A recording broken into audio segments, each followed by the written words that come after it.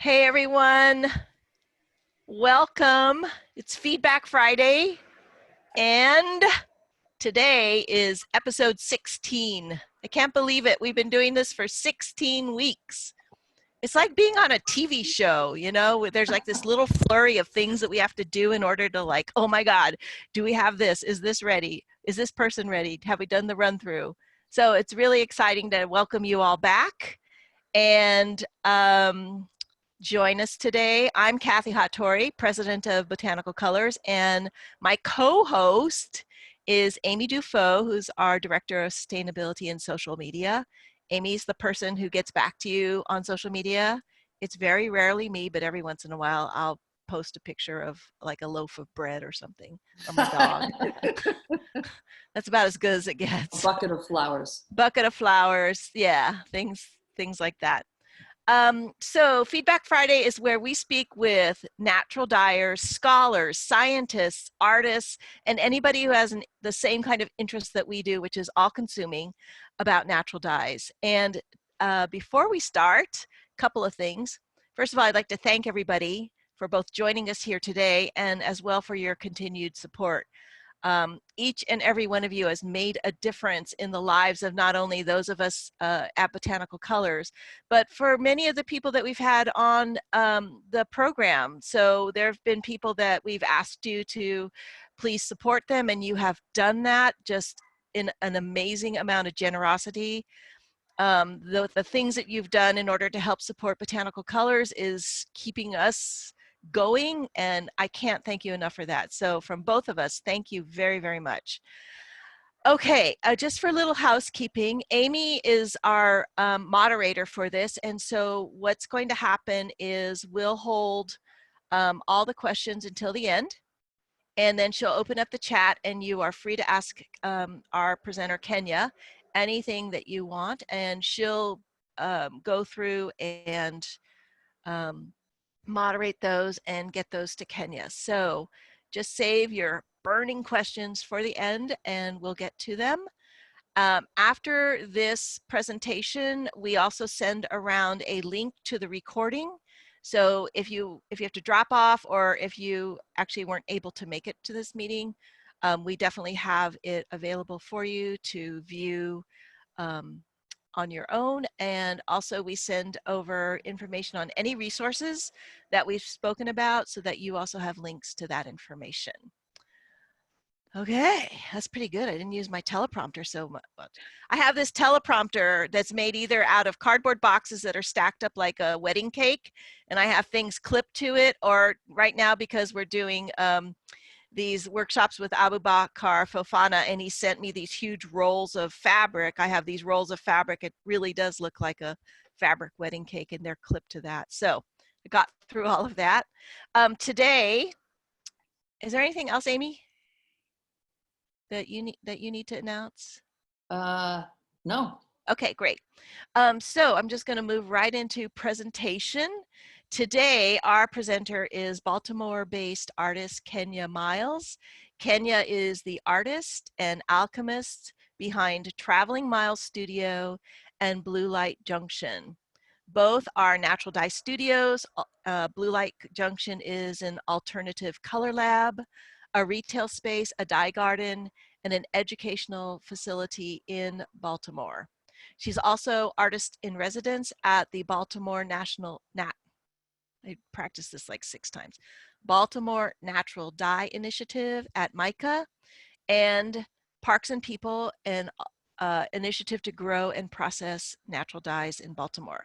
I can't tell you how exciting this is to hear about people who are growing dyes for larger scale use all over, but especially in the United States. Having been in the business for a while, it's been almost impossible to get US-based products. So to have people starting to grow and offering things for people to dye with is super exciting. But I also want to encourage you to take a look at Kenya's art. I mean, she is pretty amazing. Influences from all over the globe, but also a style that is so uniquely her own. I used to look at her work before I even knew who she was and think, who is that? who is doing this? This is so great. So without any further ado, Kenya, welcome and take it away. Thank you. Can everybody hear me? Yeah? Okay. All right. I just wanted to say thank you so much to Kathy and Amy for the opportunity. Also, what an amazing platform, and congratulations on 10 years. I definitely would not have imagined when I started this that there would be an audience of people to speak to about this work, in a local, also regional capacity. But just like I see a lot of my community here and a lot of my friends, and I feel really grateful that you all care about what I do and that you have been so supportive. So thank you so much for that. I also want to thank my cohorts, my partners in crime, Rosa Chang and Sun English, who are my co-farmers at Parks and People, and Laura Connolly. And I wanted to thank Kibibi, Ajanku, Valeska, Piper, Miss Louise, because I haven't seen Louise Wheatley in so long and I love her so much, but all of these people who have been supporting the journey for the Baltimore Natural Dye Initiative, and just the project in general and anything that I'm endeavoring to do, as well as we have some standout volunteers and students who have been around for a lot of what we've been building in the garden. Sienna, Abby, Jaylene, Charlie, Rachel, I really appreciate you all.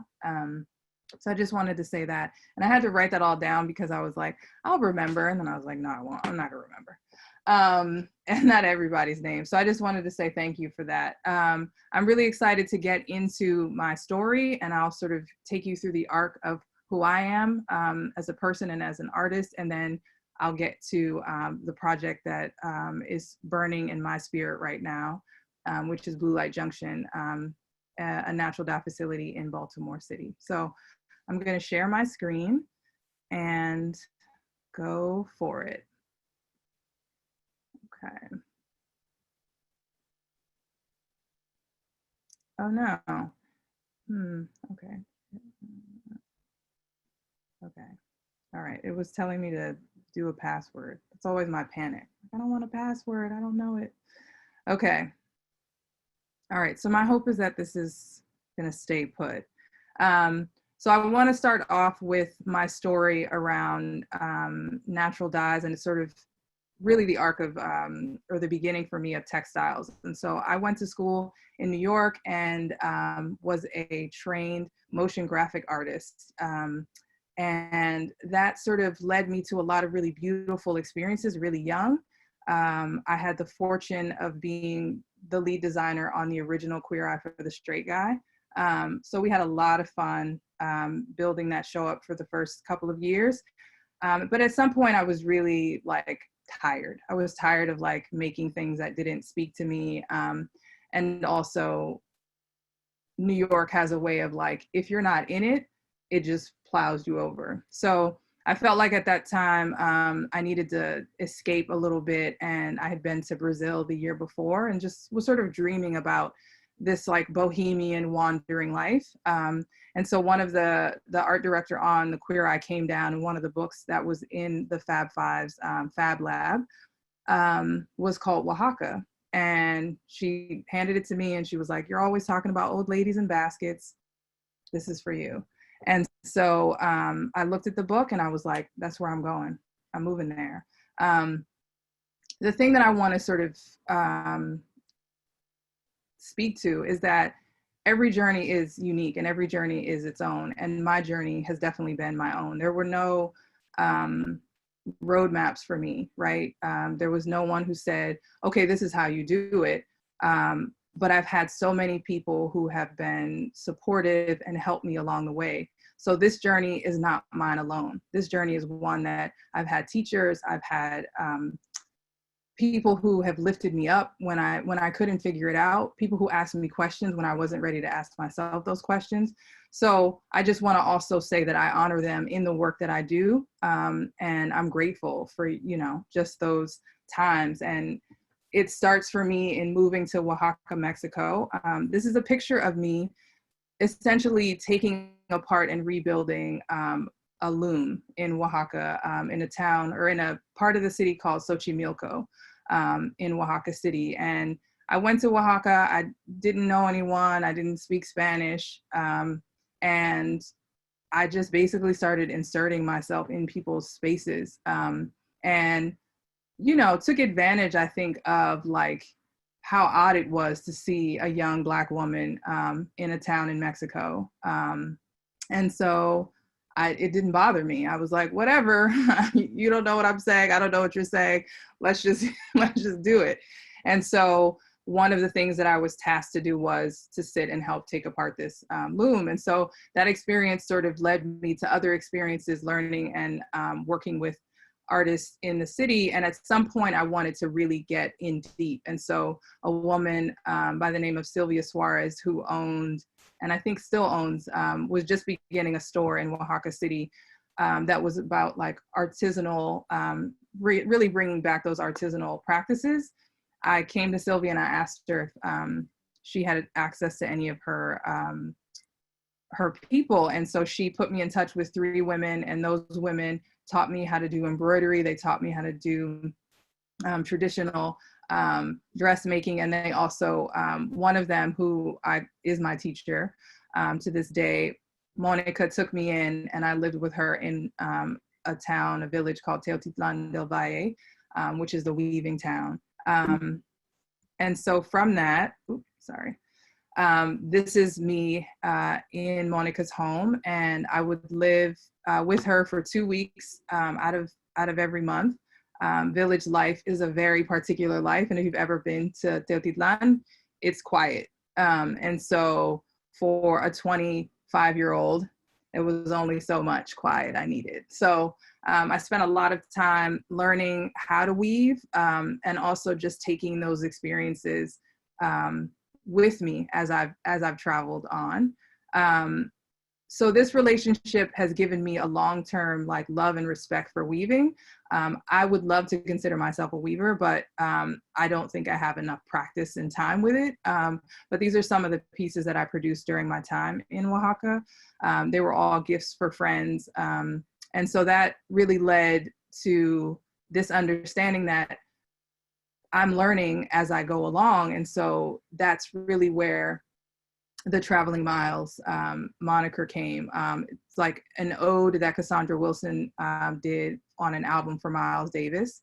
And I wrote a letter to my first love when I was in Oaxaca, and I entitled it Traveling Miles. And I felt this kinship with being a person who is constantly seeking, but also like, what is the ultimate goal? And I think I didn't know that, and I didn't really need to. Other people needed to. Oh, you know how to weave now. You're making rugs. What are you going to do? You're going to sell them? You're going to, nope, I'm not going to do that. It's just for me. And so that's the thing that I learned. And so one of the beautiful things that happened about 3 years ago, my son was able to go with us to Oaxaca and meet my teacher, my maestra. And so this is a video of their time. Estoy tejiendo. Mi tapete. ¿Cuál es? Derecho. Right. Derecho. Okay. Izquierdo. Derecho. Izquierdo. Mano derecha. Pie derecho. Mano izquierda. Pie izquierdo. 1, 2. 1, 2. 1, 2. Agárrate. 1.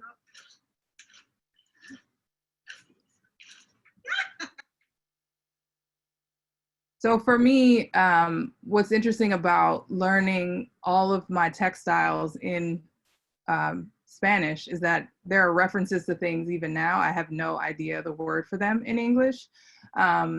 So it's sort of this like really special relationship that I have to the language. And also Monica is from a community of people who are Zapotec. And so while she really thought that I was going to learn Zapotec,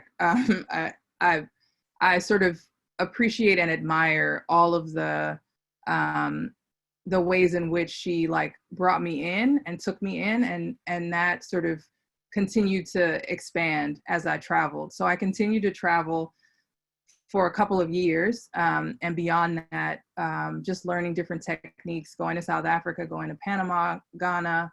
And so my work has really been guided by all of this traditional teaching.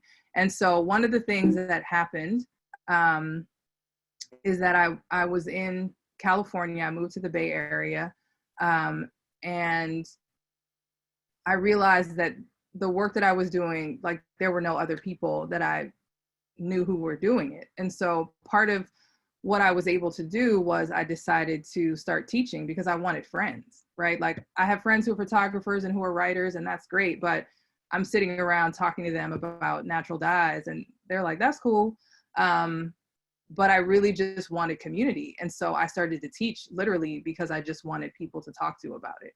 And so I would make trips up to Seattle, and when Earth Fuse was still around, sit with Michelle. And, you know, there were all of these places that Cheryl Colander in Portland, like, I was literally like on the phone with these people just because I didn't know who else was around and doing the work within North America. So that led me to experimenting with different things. And the thing that I'm most interested in is graphic imagery. So with that, I make paint out of plants and earth pigments, and also really work on creating structure around mordants. And so those are used to make paste, and then that can be silk screened. So these are a couple of instances of me teaching that. And at that point, all of the work that I've done in that time led me really to have a very specific visual language at some point. I was also in Ghana, and I was able to learn traditional Adinkra techniques. So this piece is just a piece kind of in the center that's for me. There's also some Kente in work that I've done with indigo. And a lot of this is just based on work that I'm processing through with imagery and experiences. And then I just took a class through botanical colors with Abubakar Fofana. And so the image on the upper right with the very dark lines, that is a piece that I produced while I was in his class. And I remember I came in one morning and he said, oh, let's show everyone has. And I had like 5 pieces. And he was like, oh, you made all of that last night, you know? And I was like, I have a 5-year-old. I have to get it done, you know? So a lot of that is I've learned how to really be clear in my language and in my voice. And so that has been a really phenomenal experience. I've had the fortune of my family, we moved across country to Baltimore in 2017, 2018 actually we got here. And do you want to say hi? Okay. Hi. This is Indigo. Everybody already knows me. Yeah, you'll see there's some other people. You see Abby? Yeah. There's Abby. So we moved to Baltimore, and during a workshop that I was teaching, I came to meet and know Valeska and Piper through the workshop, and they were sort of looking at this project that was coming into Baltimore, the Baltimore Natural Dye Initiative. And essentially, we were able to communicate and connect around like this love and shared of the history of natural dyes, and also the history around colonialism of plants and people, and really wanting to shape the project in that way. And so we've had the opportunity to do that. And so that project was so rich and so beautiful. And I've farmed at a smaller garden at Hidden Harvest, and also at Parks and People for the last 16 months. And so we've been growing indigo at Parks and People, marigolds, black-eyed Susans, woad, and within the farm garden at Hidden Harvest, which is local to my neighborhood. I actually live in the neighborhood that I'm farming in. We've essentially started all sorts of really looking at like the bioregion and native species and things that are also historical, but also have like not really been, I won't say underutilized, but for industrial reasons haven't been used. And so That has been a great joy. And also in the summertime, it gets really hot. So not so joyous, but a beautiful experience nonetheless. And so that sort of led me into this space of feeling like if the project is going to end, we had 18 months. On the academic side, May was the end of the project, the funding stream. And then October is when the farm is coming to an end. And so I felt really divinely connected to this concept of building a natural dye facility and studio within Baltimore City. And it's interesting in that I haven't endeavored for anything this large. When I came to Baltimore, I decided I would stop doing motion graphic work and I would just focus on my art at 38 years old. And so I felt really uncertain. And so to come here and for someone to say, oh, hey, we're growing natural dyes, like, do you want to hang out? Has been an amazing gift. And so I feel like all of those roads led me here, and all of those roads will continue to lead me here. And I was led in all of the experiences that I decided to participate in my travels and in learning different traditional techniques. And I guess that is my sort of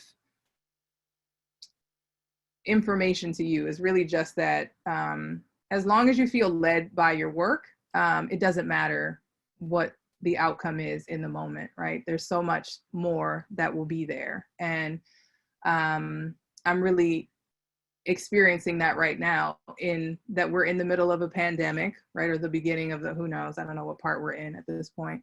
And I took on this lease. MICA gave me some seed money to secure the space.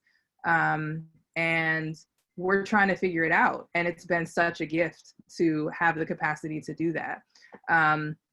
It's a space I feel grateful for every day. It's a space I go to sometimes and touch plants, and we're growing with indoor grow lights for the fall. For the spring season, we grew all of our plants indoors. It's been a soccer area for my son, where he can run around and kick a ball. It's been a respite for community when they needed it, a place pre and post protest for people.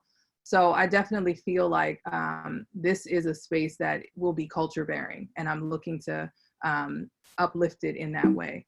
And so one of the things that I've been able to do throughout my time in teaching is connect with different communities. And this is, I taught a workshop to the African American quilters of Baltimore. And for me, it was honestly like a highlight of my career and of my work, because here are like 20 elder African American women who are immensely talented. And when I say that, I don't mean that lightly. And they're so interested in the work and so humbled to learn. And at the end, they stood up and gave me a standing ovation. And I I was like, I don't want them to see me cry. But it was really, really impactful for me. And so what I want to make sure is that all of the people who look like me and all of the people who are people of color who have taught me along the way are also showing up in this space, and that we are also the authors of our stories. And there's a great quote that I came upon recently, and it's just been highlighting things for me. And it's attributed to Chinua Achebe. And basically it says, until the lion learns to write, the story will always glorify the hunter. And for me, I work in honor of that every day, and think that while I don't always feel like my story is relevant, I feel like it's important that I tell my story regardless. And so one of the things that we're working on in the garden are just sort of these like Rosa, who is absolutely pivotal to the growing of all these plants, but also to the processing and all the work happening at Blue Light Junction. Rosa is really interested in also looking at fiber. So I got really fascinated with cotton last year that we were given by Louise Wheatley, who's a weaver and dyer and textile restorer. And so We have, I would say, probably like 20 or 30 green and brown cotton plants that are coming flowering, and we have bowls. And so we're also looking at having this space be herbal plants that are herbal, medicinal, and to find ways that we can work through healing for individuals and the community. And so these are just sort of snippets into what the visioning for the garden had been and what it is now, which is sort of like Rosa's like the person inside of my head, where I say, okay, Rosa, this is what I'd like to do. And she'll come back with this beautiful illustration of it. And so we sort of look at the garden now comparatively, and we have this like direct relationship to it, which feels so amazing. Another thing that the Blue Light Junction is endeavoring to do is to create a natural dye farm co-op. So we have 3 farms currently that we're engaged with in Baltimore City.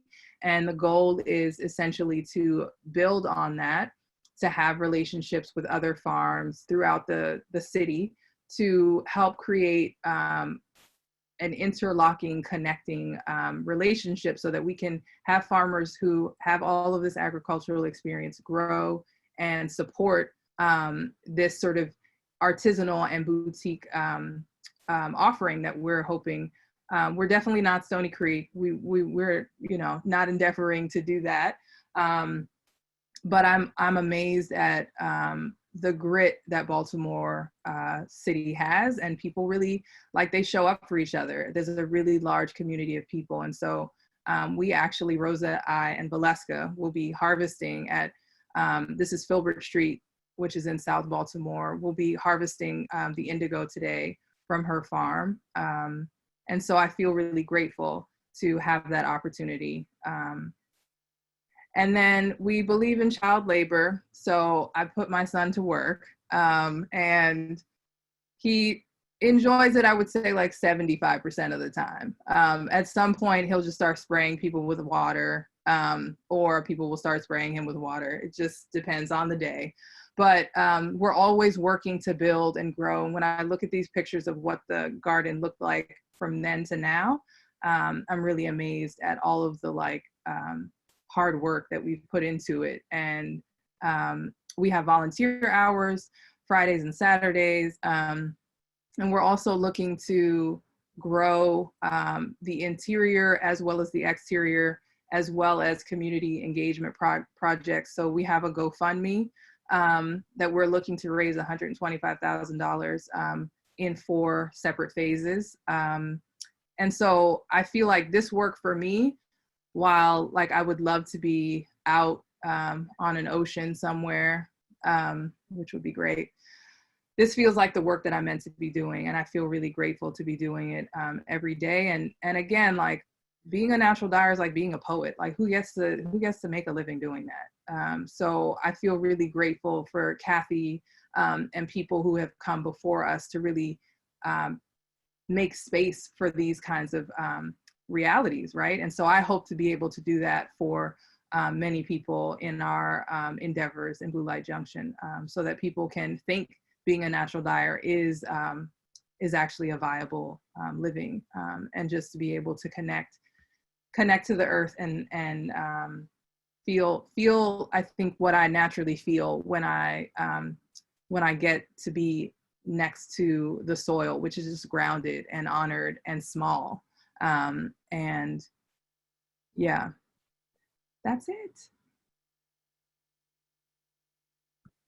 Should I stop my share? Yes, please. Stop sharing. Kenya, thank you so much. It was really amazing, inspirational, insightful.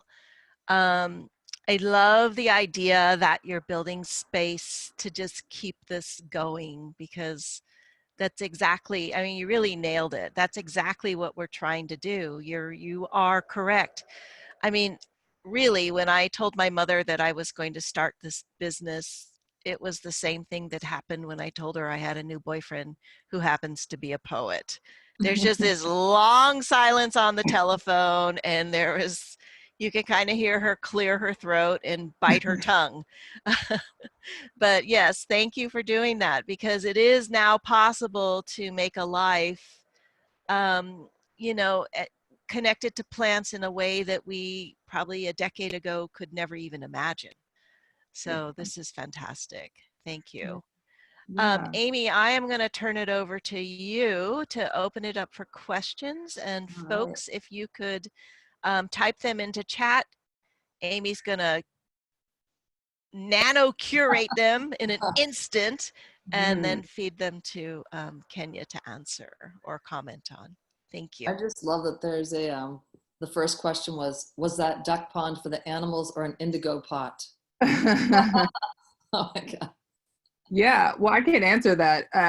Okay. They have watered the indigo from the duck pond, so that's a great thing. They also have there's a Baltimore compost collective that runs alongside. Filbert Street is a really amazing garden. Like they have African pygmy goats and ducks and turkeys, and you know, you walk in and it's like you get to hug everything if it doesn't run away from you. And they also do things for the communities around movies and different engagements. I think when we were leaving, they were doing, what was it called? Like how to take care of animals. What, Valeska knows what it's called. Haberdashery? Is that? No, that's something else. I don't know. Animal husbandry. Husbandry, animal husbandry. Yeah. So, I mean, you're in Baltimore City and you're learning about, you know, that's amazing. Animal husbandry, which I should have gone because maybe I would know what it's called.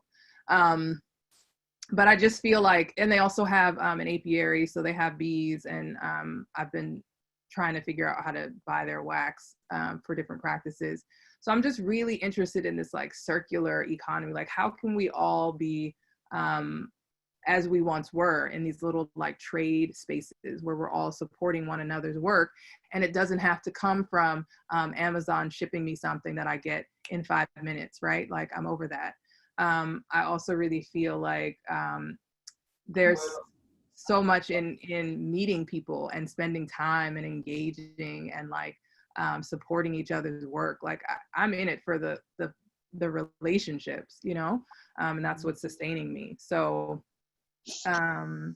yeah, did I answer that question? Yeah, that was like, I thought it was kind of like a funny joke question, but it went to a really good place. So thanks for taking the, somebody's asking if you have any recommendations or suggestions for someone wanting to start a similar farm or project. Yeah, I mean, marry rich, whether that's, you know, just finding a benefactor who wants to hang out with you. I think a lot of it is just like understand. And one thing I did get, one of Louise Wheatley's friends who also grows in the county, in Baltimore County, she has this beautiful like house that they built and green, what do you call it? I can't think. A growing thing. I don't know why my brain is, it's Friday. So they have a greenhouse, they have all these things, she grows plants, she sells them. And I said, what would you advise? Like, how do you do this? And she said, do it early, right? Because at some point you're going to get older, your body's going to be unable to physically do these things. So I would just say, like, if you have energetically a certain amount of, you know, like sustainability that you can do, that just start where you are, right? Because 15 years ago, I wouldn't have been able to tell you this is where I would be on my journey. So I would just say, if it's something you want to do, get connected to your city. Baltimore has a program where you can adopt a lot. And so you can take on a space on your own. If you're outside of a city and maybe you have family who has some space, or there's a way to get access to some space, just start in the way that you feel able. And also find people who like give you hugs every day. Like, oh, you're doing great. Keep going. I'm here to support. Here's what I'd like to do. Because it's great when people say, good job, but it's also better when they show up with a shovel. That's good advice. Yeah. We had a couple questions that came in, but one was asking about how you'll be processing the dyes and will they be available to the public for purchase? Yeah, so this is all like new ground we're laying. It's you know, it's not a new process, but we're sort of looking at a couple of things for processing indigo. Rosa Chang is essentially the person who I default to. You know, I hold buckets and I like, okay, what do you need me to do? Oh, yeah, it looks green. Sure. Oh no, yeah, no, I agree. And so Rosa's looking at several different extraction processes and processes for the indigo.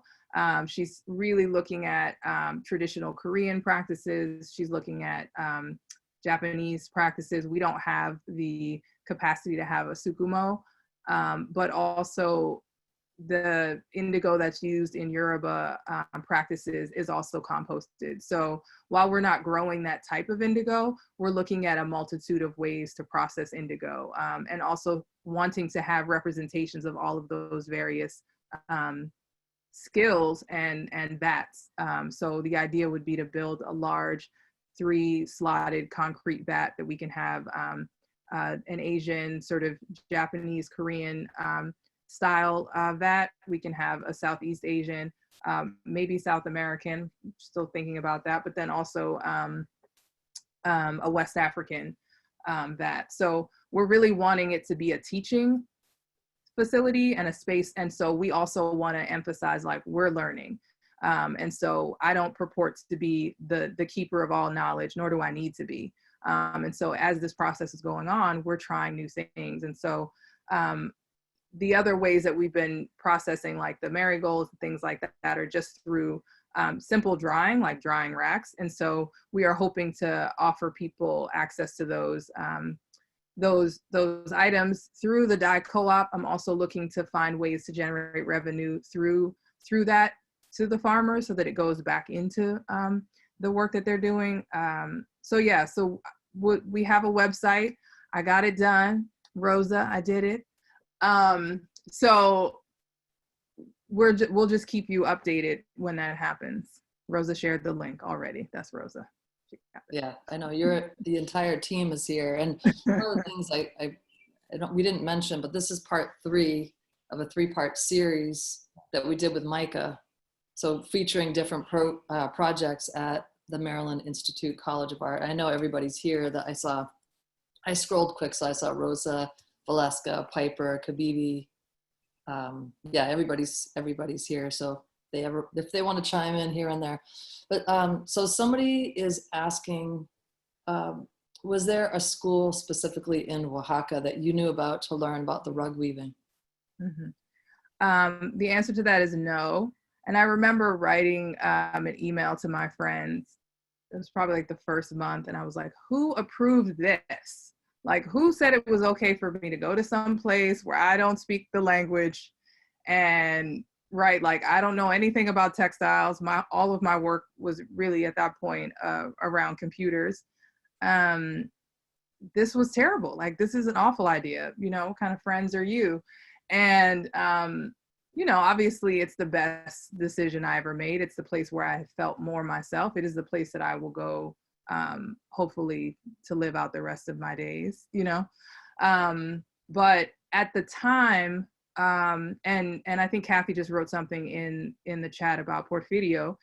Porfirio has a studio in Teotitlan in Oaxaca, I believe. And I actually I've just met Porfirio. We don't know one another. But at the time when I was there, it was actually not legal to share the practice with other people who were not Zapotec. So there was this like clandestine thing, and actually one family got found out for, you know, they have like, I forget the name, but they have a community that basically oversees of elders that oversees the community, and within each community, like they're all different, you know, there's like San Bartolo where people do clay. So all of these towns within Oaxaca are craft based, and the I don't know what they're called, I forget, but they basically speak to what is allowed. And so because they didn't want the work being taken out of their community, it wasn't allowed that people could teach it that were not from that heritage. And so I don't know what Monica did, and you know, people knew who I was. I was literally the only Black person in town, but yeah, I was able to connect with her and to live with her and have that experience. And so I feel a lot of gratitude for it. I think now there are a lot of different places. Porfidio's a great place to start. There's, I think, a place called, I think it's Bidao. They are probably have been around for like 10 years. And there are other places that like within the city of Oaxaca, you can go now. And there are residencies, poco a poco, I think, like a lot of different ways to access these artisans and these traditions more formally, I would say. Kenya, there's a bunch of questions coming in about indigo and kind of from, you know, living in the Northeast and putting an indigo vat in the ground. And is that a good idea to, you know, you're talking about harvesting indigo today. I see Breeze Honeycutt shaking her head no. Yeah. But yeah, but also, when do you know when it's time to harvest indigo was another question. Yeah, I think I would let Rosa answer that. I know when I think it's time, it's real hot and I don't want to do it again. So that's when it's time for me. But I also lived in the Bay Area for 11 years. So the climate is different and the timing is different. And so it's different wherever you are. So for, you know, I think we're in zone 7 for the East Coast. It's also around like the content of blue. And so you can find that out by like massaging it, kind of giving it a little bit of, not a tear, but just something that rubs against it so you can see what the blue content is. Rosa also will do these like small extractions where she'll cut, you know, like a handful of leaves and then just allow that to sit in water and then to do the same sort of, it's like a mini extraction process. And then you can see really what your content of indican is at that point. But for us, it's really about height, leaf size, leaf color, but yeah, also things just start to get real hot over here and you have to make a decision. Thanks. So somebody's asking, what was the most unexpected thing you have learned since moving to Baltimore? Unexpected thing. Well, I was born in Washington, D.C., and I'm originally raised in Fort Washington, between Southeast and Fort Washington. So I know the area to some degree. I definitely don't feel like a proper DMV person in some ways, though I love go-go. Like, don't get me started about go-go.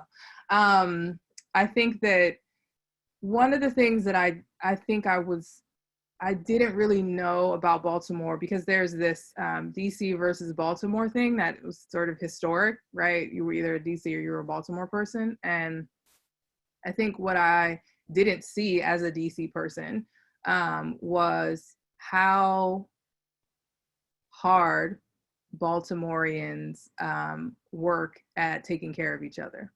The minute I moved here, I met every single neighbor I had on the block, and had really tremendous relationships and interactions. And I feel like there's this really unfortunate myth or stereotype that the city is hard up, but like there's so much love and robustness. And I didn't know that as a person who was from DC and PG County. I think I just was like, you know, that's over there, you know, and here we are, right? Like nation's capital, we're the stars. And I really, it's a charming city. It's a city full of great people.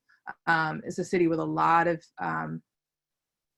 problems that have been historically around segregation and separation. And so in spite of all that, people show up for people, and I appreciate that.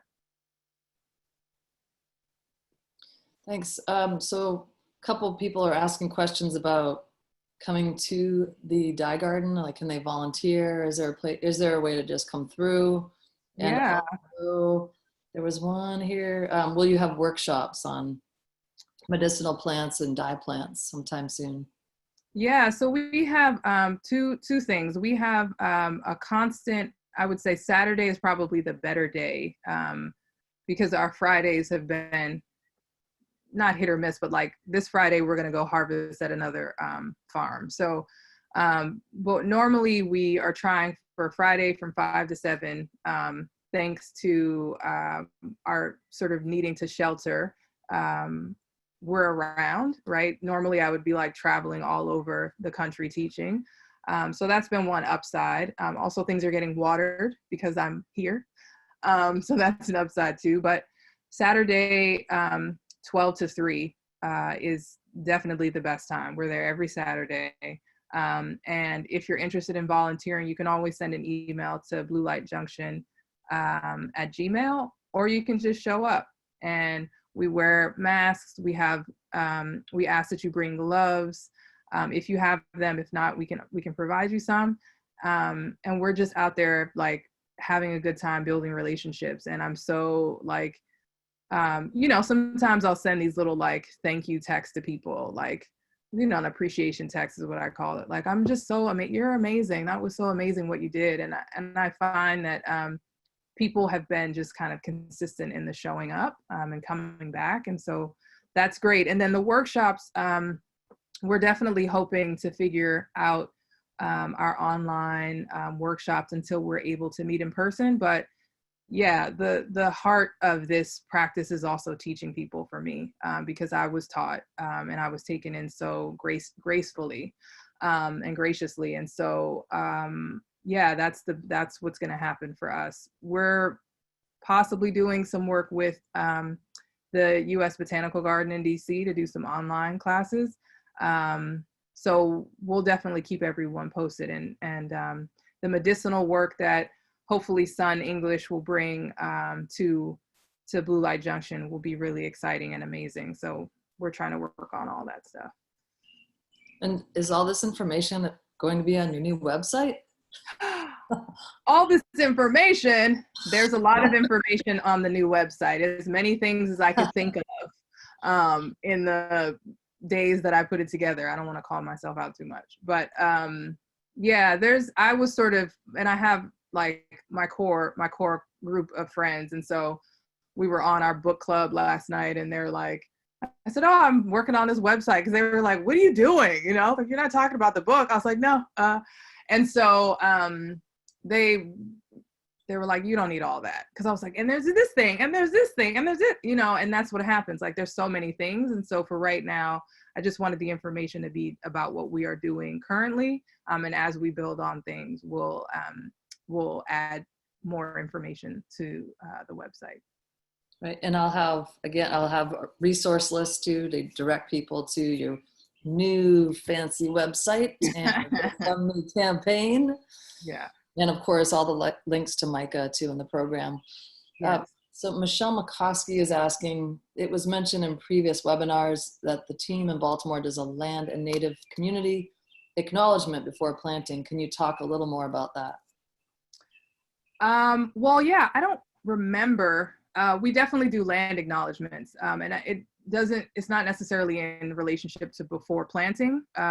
We have done before gatherings led by Valeska, an acknowledgement of Native communities that came before us, but then also one of the things that we found out at Parks and People, and that we're endeavoring at some point, there's so many things, but we learned that the land was also a former plantation that the state farm is being farmed on. And so we sort of think about those things as we're working. And it's been a really great, I think, lesson for me to really be able to have that connection, and also to take time to make the space for that. And it's something that we'd like to do more. We're definitely hoping to connect in a greater way to the Lumbee community here, and other artisans that are from Native tribes and communities, and how to do that in a way that is honorable, right? Because having someone just come and like bless something or do a ceremony can also be patronizing. And so we're sort of just thinking about ways to really connect all of the legacies from this region and globally to be present in the space that we're using as an educational tool. Kenya, I know there was I had written it down myself, that members of the Branches program, where you're getting kids more involved. Yeah, kids in Baltimore to be more involved in the dye farm. Can you talk about that? Yeah, so through Parks and People has hosted the state funded farm that has run out of the Baltimore Natural Dye Initiative. So they have a Branches program and Super Kids that runs in the summer, but Branches runs all year long. And so I have a link also in the on Blue Light Junction's website around the Natural Dye Project through Parks and People. But essentially we were able to, and we were trying to do it again this year with like a social distancing bend, but the campus isn't allowing a certain number of people on campus, but they have an agricultural program that they support throughout the year through with students in high school. And so Branches is a way for those students to get knowledge and information around agriculture, forestry, and different ways of interacting and learning about animals and plant life. And so the Natural Dye Initiative took to last summer, we were able to work with some of the students on doing tatakizome and indigo dyeing. And then through Super Kids, which I think runs like 500 kids for the summer, we were able to do a process with citric acid, which is essentially like a discharge process. Some plant dyes will discharge with lemon, lime juice, essentially. And so we were able to do that with the students because I was very concerned about, hands in the mouth. And so we wanted it to be something that was safe. So those ended up being really great projects. And we were hoping, we had so many projections for our community engagement this year with Parks and People as well as with MICA. So, I think part of what Blue Light Junction allows is for this like continuation, like once the pandemic sort of finds its way and we're all able to be together in good health, there's the opportunity. I had people come to me from DC schools, from people to come to me from Baltimore City schools about how to integrate that into the programming in schools. So I'm really interested in that. You got to get those art programs back for these kids so they can start making again. My God. Yeah. Speaking of making, somebody was asking that, and I was like, yeah, why didn't you talk more about this? Your graphic work, where can we see more of your kind of more graphic dye work? And is that going to be on your website too? So thanks for the web. So I did have a website for many years and the host went out of business. And so now my website is down. It is just Traveling Miles Studio. But I will figure that out. But I started doing painting commissions, and that's been an interesting part of my journey too. I started a series essentially doing a textile painting a year when my son was about a year old. And the work that I was able to produce from doing that, making soy milk paintings with earth pigments, working with tannin and different mordants. So I have to do better about working on showing the work, but yeah, that would be on travelingmilesstudio.com to come. I like that. You're getting it now. Yeah. Everybody will know everything about you and everything you're doing. So I guess for like a final plug before we wrap things up here, I just maybe talk a little bit about, and Valeska can maybe join on too if she wants to. She can unmute herself. But one of the questions that I had was, how is the support from a college like MICA strengthened or guided what you're doing? I mean, everybody's projects that have been part of this series has been, so different yet so, you know, cross-pollinating, but just kind of maybe talk about partnering up or being a part of MICA and how that strengthened what you're doing. Yeah, I think this has been my first experience with academia. Outside of this, I've only ever taught workshops and classes through Handcraft Studio School, which was a school in El Cerrito, and then they moved, but sadly they had to close because of COVID. But I feel like it's been a new and interesting experience for me, having the opportunity to sort of connect to students at a certain academic level, also in a specific, like a fibers department, but also to really think about ways that the scope is limited because there's a certain way that people teach in academia, or there's a certain value set. And I think I've had moments where, like last year, I taught pre-college, and I acknowledged that, like, having me in the space as a 16-year-old to teach you what it means to be a fiber artist looks very different than the traditional academic person who's coming in and saying, this is what you need to do. And so I took a lot of honor in that, but also responsibility. And so I feel like with the support of MICA, also comes the role of previous ways of engaging and previous ways. And so you kind of have to, like, fight your battles, right? Like, this is not something that is relevant to us moving forward, or this is a way that we're interested in expressing and connecting and bringing in community. And Valeska's done a great job about having a class that ran for 3 semesters alongside the project have different, you know, some of the African-American quilters of Baltimore were participants, community members, elders, like there were all of these people, not just undergraduate students. And so I think what this project has done is give an example of what can happen when you're not just looking at people who can afford to be in your facility or who have somehow inherited this right to come in, but like how different and how exciting it can be when it's, you know, multi-ethnic, it's multicultural, it's multi-generational. And that's the way that we all, from our histories, whether it's Europe, Africa, Asia, like that's how we were all brought in sort of its inception, right? So I really look to thinking about the future of things. And you have the capacity to do that in an academic setting, but it's also just a really interesting web to kind of have to go through.